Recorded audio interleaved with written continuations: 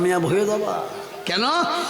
আল্লাহ বলছেন যেদিন মায়ের পেটে এক ফোঁটা বীর্য গেল সেই দিন থেকে আল্লাহ পাকের কুদরত চালু হয়ে গেল।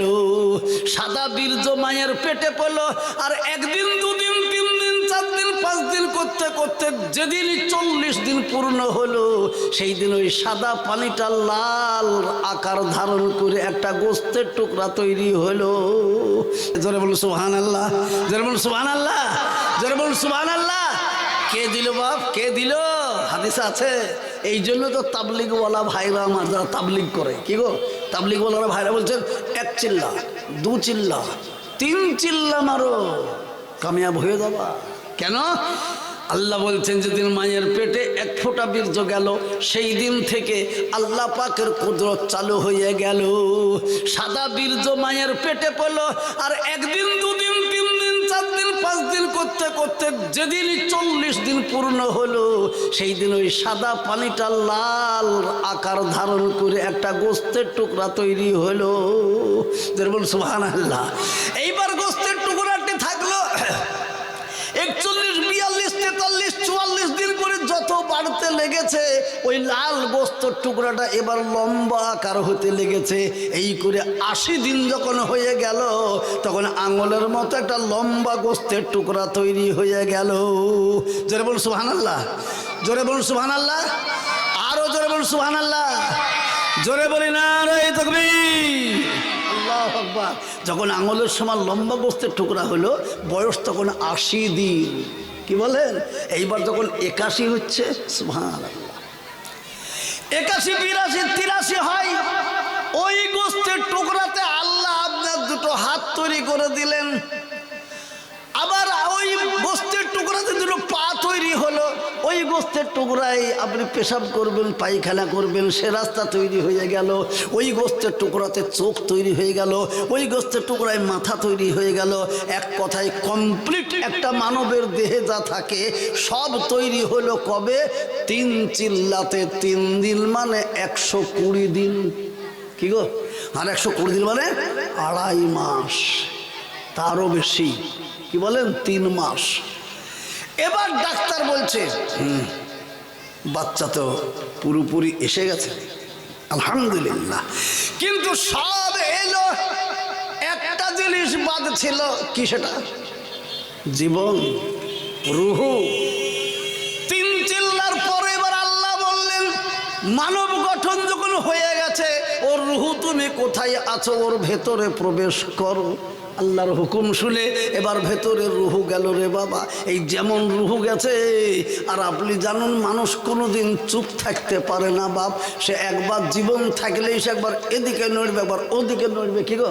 হ্যাঁ, এবার মায়ের পেটে যখন নড়াচড়া করছে তখন মা বলছে ও, আবার হাসছে, খেলে পেটে গুঁতো লাগছে তখন ও করছে, আবার খানিক পরে হ্যাঁ আমার ছেলে আলহামদুলিল্লাহ ভালো আছে, পেটে ভালো আছে, ছেলে আমার ভালো আছে, নড়াচড়া করতে শুরু করেছে। আপনারা বলুন এবার এত অহংকার আমাদের, এত অহংকার। 1 ফোঁটা নাপাক বীর্যতে তৈরি, আবার খেলেন কি? মায়ের পেটে যখন জীবন আসে, আর যার জীবন আসবে তাকে খাবার লাগবে কিনা? কেউ খাবার লাগবে কিনা? কি খাবার খেয়েছো বাপ মায়ের পেটে? হিসাব করো। হিসাব যদি করি কোনো মানুষ কোনোদিন অহংকার করতে পারে না। মায়ের পেটে যেদিন আমি এসেছি সেই দিন থেকে মায়ের ওই নাপাক রক্ত যে মাসে মাসে বেরিয়ে আসতো মেন্স, সেটাকে আল্লাহ বন্ধ করে দিয়েছে, একটা টাঙ্কিতে জমা রেখেছে। এইবার খাওয়াবে তো কি করে? ওই রক্ত খাওয়িয়ে বড় করবে মায়ের পেটে। জোরে বলুন সুবহানাল্লাহ। হ্যাঁ, এবার আল্লাহ বলছেন কেমন করে খাওয়ালাম? একটা লোকের ডায়রিয়া হয়ে গেছে, ছুটে একবারে কালিয়াচক হসপিটাল, কি বলেন? হসপিটালে যেমন গেলে রুমে ডাক্তার দেখে পানি নামা সব শেষ, কিচ্ছু নাই, তাড়াতাড়ি শুয়ে দাও, শুয়ে দাও, শুয়ে দাও, শুয়ে দাও। এইরকম একটা নল নিয়ে আসে। কি গো? নিয়ে এসে এক মাথা একেবারে দিয়ে দিল, পটি মেরে দিল, আর আরেক মাথাটা একটা বোতল নিয়ে এলো, এসে বোতলের পাছাতে মেরে দিল, বোতলটা টাঙিয়ে দিল। কি বলেন?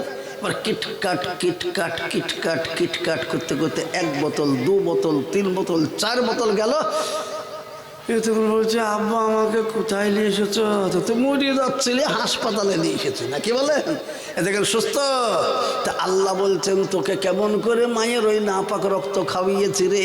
ওই সেলাইনের নাড়ির মতো একটা নাড়ি আমি তৈরি করেছি, সেই নাড়ির এক মাথা লাগিয়েছি তোর নাভিতে, আর অপর মাথাটা লাগিয়ে দিয়েছি তোর মায়ের ওই নাপাক রক্তের টাঙ্কিতে। জোরে বলুন সুবহানাল্লাহ, জোরে বলুন সুবহানাল্লাহ। এইবার 3 মাসে বাচ্চা 3 চিল্লাতে এত বড় লম্বা একটা মানুষ হয়েছেন। এইবার যখন খাবার চলতে লাগলো বাবা, তখন আস্তে আস্তে আস্তে আস্তে বাড়তে লাগলো বাবা। 4 মাস গেল, 5 মাস গেল, 6 মাস গেল, 7 মাস গেল, 8 মাস গেল, 9 মাস গেল। এবার মায়ের কিন্তু বাচ্চা এরকম করে পেটে আকার ধারণ করতে লেগেছে। সুবহানাল্লাহ। এবার মায়েরও চলা মুশকিল হয়ে গেল।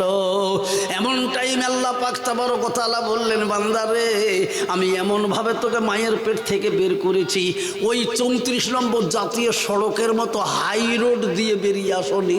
বেরিয়ে এসছো কোথা দিয়ে? অতি সংকীর্ণ রাস্তা দিয়ে। তোমার ওই 3 কিলো, 3.5 কিলো, 4 কিলো ওজনের দেহটাকে আমি সংকীর্ণ রাস্তা দিয়ে বের করে নিয়ে এসেছি। যার বলুন সুবহানাল্লাহ, যার বলুন সুবহানাল্লাহ। কোরআন বলছে ওয়াল্লাহু আখরাজাকুম মিন বুতুনি উম্মাহাতিকুম লা তা'লামুনা শাইআ। আল্লাহ বললেন কোরআনে, মাতৃগর্ভে স্থান দিয়েছি, বের করেছি আমি। মাতৃগর্ভে স্থান দিয়েছি, বের করেছি আমি। এ কসম করে বলতে পারি, জানতে পারোনি তুমি। যেরকম সুবহানাল্লাহ, যেরকম সুবহানাল্লাহ। বলুন তো, মায়ের পেট থেকে আমরা যখন দুনিয়াতে এসেছিলাম কেউ আমরা বুঝতে পেরেছিলাম? অথচ আমি জানতে পারলাম না, আর আমার মা কিন্তু জ্ঞান হারিয়ে ফেললো। অনেক সময় মাকে হসপিটাল যেতে হলো, অনেক সময় মাকে আবার দুনিয়ায় ছেড়ে চলে যেতে হলো। এমন হয় কি হয় না? কিন্তু আল্লাহ বলছেন তুমি জানতে পারোনি। বলুন এই কালিয়াচকে আজকে যারা বসে আছেন জালসাতে, আপনারা সবাই মিলে বলুন তো, কে জানতে পেরেছিলেন আমাকে বলুন যে আমার সেই দিন ঘাড়ে খুব লেগেছিল বাবা? কে আছেন বলে হাত তোলেন? কেউ বলতে পারবে না। যখনই এলেন আর অমনি পাশে 2 মেয়ে বসেছিল, একেবারে কাঁচি নিয়ে এসে কোনটাকে গো? সে খাবারের নাড়িটাকে, সেই সেলাইয়ের নাড়িটাকে নাকি বলেন কেটে দিল। যেমন কেটে দিয়েছে বাবা, তুমি মায়ের কোলে একবারে খাবো কি খাবো কি খাবো কি চিন্তা করছো? হ্যাঁ, আল্লাহ বলছে এই বেয়াদব, তো মায়ের পেটে অস্তিত্ব ছিল না, সেখানে আমি খাবার ব্যবস্থা করেছি, আর তোর এখানে খাবার হবে না? চিল্লাছিস? শোন, ওয়ামা মিন দাব্বাতিন ফিল আরদি ইল্লা আলাল্লাহি রিজকুহা। এমন কাউকে পয়দা আমি করি নাই যে যার খাবারের ব্যবস্থা আমি আগে থেকেই করে রাখি নাই। যেমন সুবহানাল্লাহ, আগে খাবারের ব্যবস্থা করেছি, তারপর যে খাবে তাকে পাঠিয়েছি। জোরে বলুন সুবহানাল্লাহ। কি গো, কথা ঠিক না বেঠিক? শুনতে কেমন লাগবে বাপ? একটা যুবতী মেয়ে, 16 বছর, 18 বছর, 20 বছরের মেয়ে, তাকে কোনো পুরুষে স্পর্শ করেনি। জোরে বলুন, তার স্তন আছে কি না? আছে, আছে কি নাই? আছে। তার স্তনে 1000 চেষ্টা করুন, দুধ পাওয়া যাবে কি? দুধ পাওয়া যাবে? আপনার বাড়িতে একটা বকন বাছুর আছে, বকন বাছুর, তার পালান আছে, 2 টাকার ফাঁকে পেটে পালান আছে, বাঁটও আছে, কিন্তু সে আজ পর্যন্ত কোনো ষাঁড়ের কাছে যায়নি, পেটে বাচ্চা আসেনি। সেই পালান বকনটা বাঁশ চেপে ধরে টানেন তো দুধ বের হবে? বের হবে না। কেন? যে খাবে সে নাই, যে খাবে তার পাত্তা নাই। এবার বলছে আল্লাহ, কাঁদিসনি, চুপ কর। তবুও বাচ্চা মা চিন্তা করছে ছেলের আবার খিদে লেগেছে, খাবে, মা লাগিয়ে দিল। বাবা সুবহানাল্লাহ, মা যেমন লাগিয়ে দিয়েছে, আর তুমি মায়ের কোলে শুয়ে শুয়ে হাত পায়ে এমনি করে নাড়ছো, আর তুমি মনের আনন্দে coop coop coop coop coop coop করে টানছো রে বাবা, সুন্দর খাবার। আজ বলছে ডাক্তাররা বাচ্চার জন্য যে যত ভিটামিনওয়ালা এবং সুন্দর খাবারই তৈরি করো না কেন, বাচ্চার জন্য মায়ের কাছে যে খাবার আল্লাহ তৈরি করেছে, মায়ের দুধের থেকে শ্রেষ্ঠ খাবার বাচ্চার জন্য আর কিচ্ছু হতে পারে না। যারা বলুন সুবহানাল্লাহ। হ্যাঁ বলুন, মায়ের দুধ কে তৈরি করলো? কে? আল্লাহ দিয়েছে, আল্লাহ দিয়েছে। সুবহানাল্লাহ। এই কিছুদিন আগে, মাস দুয়েক আগে, আমাদের এলাকার হাই স্কুলের মাস্টার চাকরি পেয়েছে, হেডমাস্টার, জানেন? তার বিবি আর সে দেখছে দুইজনে চলে এসে, দুইজন দাদু, আমাকে দাদু বলছে কি হইলো মাস্টার নেই? তুই যে একটু দরকার ছিল। কি দরকার? তোর বসল না? বসলাম। তুই যে ভাই গো, আমাদের 11 বছর বিয়ে হয়েছে। ক বছর? 11 বছর। ডাক্তার দেখিয়ে এ করি ও করি তা করি, আল্লাহ তো একটা সন্তান দিল না। তাহলে আমি কি করব? আমি কি করবো? তো আমার কাছে এসেছে। তো বলছেন না দাদু, আপনি বলে লোককে বলে দোয়া দরুদ তাবিজ বাবিজ দিলে বলে হয়, তো হয়। আমি চিন্তা করলাম এ বখিলনি মাদ্রাসাকে 1 পয়সাও দেয় না। আমি মনে মনে ভাবছি, এ বখিলনি মাদ্রাসাকে 1 পয়সাও দেয় না, আজ কি তোর পিল্ডি চটকাতে হবে। আমি বললাম দিদি এসেছ তো ঠিক, তবে দুটো জোড়া, যেমন তোরা দুজনে এসছো স্বামী স্ত্রী, তো জোড়া সাদা 1 রঙা মোরগ লাগবে, আর 5 কেজি বাসমতি দেরাদুন চাল লাগবে, আর 1 কিলো দেশি ঘি লাগবে। মানে বিরিয়ানিটা কি করে কায়দাতে রান্না হবে, সেই মশলাপাতি গোস্ত মাংস সব তার কাছে নিয়ে নিলাম। আর বললাম ওই মুরগির রক্ত দিয়ে তাবিজটা লিখতে হবে, জানেন? তো ওই আল্লাহ রহম করে তো হবে। দিয়ে যাচ্ছে, দিয়ে চলে গেল। আরাম করে বিরিয়ানি রান্না করে খেয়ে দিয়ে নিয়ে তাকে তাবিজটা লিখে দিয়ে দিলাম। দিয়ে বললাম তো তাবিজ ঝুলি মর, আমি তো খেইনি, এছাড়া আবার কি করবো বাপ? হ্যাঁ সুবহানাল্লাহ। তাদের কাছে মাদ্রাসাতে পড়বে, মাদ্রাসা তৈরি হয়েছে।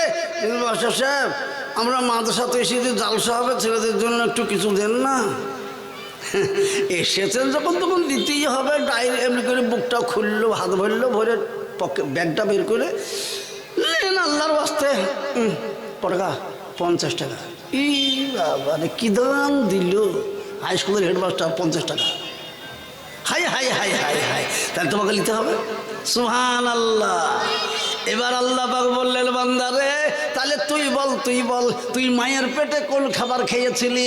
আজকে সে মাস্টার হয়েছিস, আজকে মিনিস্টার হয়েছিস, আজকে সে MP MLA হয়েছিস, আজকে তুই বড় জোরদার হয়েছিস, আজকে তুই মৌলবি মৌলানা হাজি গাজি হয়েছিস, আর আজকে এসে তুই এমনি করে অহংকার কেন করছিস বল? অথচ মায়ের পেটে তো তৈরি যখন হলি তখন 1 ফোঁটা সাদা না পাক পানির দ্বারাতে সেটা বা তৈরি হলো, তো শরীরটা তৈরি করে নিলি মায়ের পেটে বসে বসে খেয়ে খেয়ে। কি খেয়ে? মায়ের নাপাক মাসিক রক্ত খেয়ে। আর এখানে এসে তুমি এমনি করে গলা ফোলাচ্ছ। আমার মতন কে বুঝনেওয়ালা? কি গো, বুকে থাবা বেড়ে বলে কি না? আরে অহংকার করো না। কোরআনে আল্লাহ জানিয়ে দিয়েছেন, আল্লাহর শুকরিয়া আদায় করো, অহংকার করো না। ইন্নাল্লাহা লা ইউহিব্বু মান কানা মুখতালিন ফাখুরা। কে গো, আল্লাহ কোরআনে বলেনি? কসম করিয়া আল্লাহ কোরআনেতে বলে, কসম করিয়া আল্লাহ কোরআনেতে বলে, ভালো নাহি বাসে আল্লাহ অহংকারীর দলে। যাদের ভেতরে সরিষার দানা পরিমাণ অহংকার আছে, তাদের নেকি নামা সওয়াব নামা আগুনের মতো পুড়ে একবারে ভস্ম হয়ে যায়। দোস্ত, এই জন্য অহংকার করবো না। জোরে বলুন ইনশাআল্লাহ। আরো জোরে বলুন ইনশাআল্লাহ। মহব্বতের সাথে বলুন ইনশাআল্লাহ। ভাই মোহতারাম, প্যারা নবী সাল্লাল্লাহু আলাইহি ওয়াসাল্লাম বলছেন, তাই তোমাদেরকে দায়িত্ব দিয়ে গেলাম। দায়িত্ব দায়িত্ব দায়িত্ব কিসের? আল্লাহ পাক লৌহে মাহফুজে কোরআনকে সংরক্ষিত করে রেখেছিলেন, সেই কোরআন আজ তোমাদের কল্যাণের জন্য আল্লাহ আমাকে দিলেন, আর আমি তোমাদের কাছে পুঙ্খানুপুঙ্খরূপে আমল করে দিয়ে দেখিয়ে গেলাম। এই দায়িত্বটা তোমাদেরকে দিলাম, কিয়ামত পর্যন্ত যেন এই কোরআন মিটে না যায়। এই কোরআনের কিয়ামত পর্যন্ত খেজমত করে কোরআনকে বাঁচিয়ে রাখবো। জোরে বলুন ইনশাল্লাহ। এত জোরে ইনশাল্লাহ হয়েছে বাপ, জোরে বলুন ইনশাল্লাহ। আমরা কোরআনকে নবীর দেওয়া প্রতিশ্রুতি মেনে নিয়ে কোরআনকে বাঁচাবো তো ইনশাল্লাহ। একবার মহব্বতের সাথে বলি ইনশাল্লাহ। এখন আমি অনুরোধ করছি, কারা আমার ওই ব্যান্ডেলের সামনে দাঁড়িয়ে আছেন বাপ ভাইয়েরা আমার, আমি দাঁড়িয়ে থাকা মানুষগুলোকে অনুরোধ করছি একটু বসে যান। কোনো দিকেও দেখেন চেয়ার পেতে দেওয়া হয়েছে, চেয়ারে বসুন। সামনে দাঁড়িয়ে থাকাটা একটু খারাপ লাগে বাবা, সেই জন্য অনুরোধ করছি এই ডান পাশে বাম পাশে চেয়ার আছে, চেয়ারে বসুন, না হয় প্যান্ডেলে বসুন, কোনো জায়গায় বসুন। কোনো একটা ভালো লোককে পাঠিয়ে দেন, অনুরোধ করে একটু আশেপাশে বসিয়ে দেখ। সামনে যারা না দাঁড়ায় বাপজি, এটা খুব খারাপ লাগছে বাপ। মজলিসটা ভর্তি হয়েছে, কত আনন্দ লাগছে। এইবার আমাকে যখন এলাম তখন 3-5টা লোক, এখন বসেছি প্যান্ডেলটা ভর্তি হয়ে গেছে আলহামদুলিল্লাহ। তাই আমি আপনাদেরকে অনুরোধ করব, কেউ যেন দাঁড়িয়ে থাকার চেষ্টা করবা না বাপ। মজলিসে এসেছি বসে একটু মজলিসের বরকতটা নেবার চেষ্টা করব ইনশাআল্লাহ। আরও জোরে বলুন ইনশাআল্লাহ। জোরে বলুন, আমার জীবন দান করেছেন কে? জোরে বলুন, সবাই মিলে বলুন, আমার জীবন দান করেছেন কে?